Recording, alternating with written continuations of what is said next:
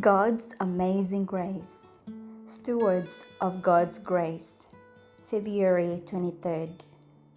As every man hath received the gift, even so minister the same one to another, as good stewards of the manifold grace of God.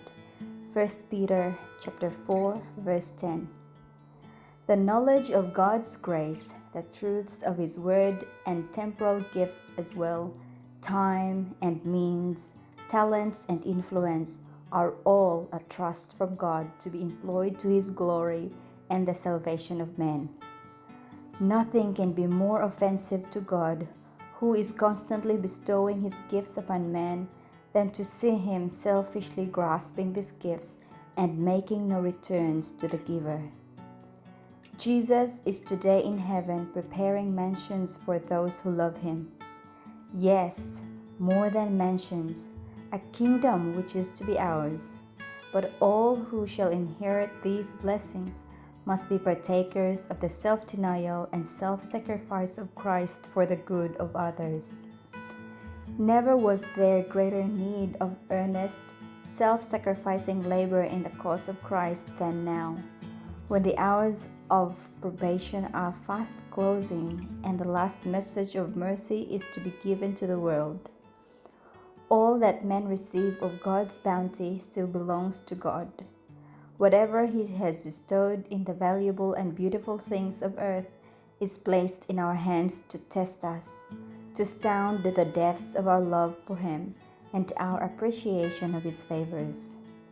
Whether it be the treasures of wealth or of intellect, they are to be laid a willing offering at the feet of Jesus.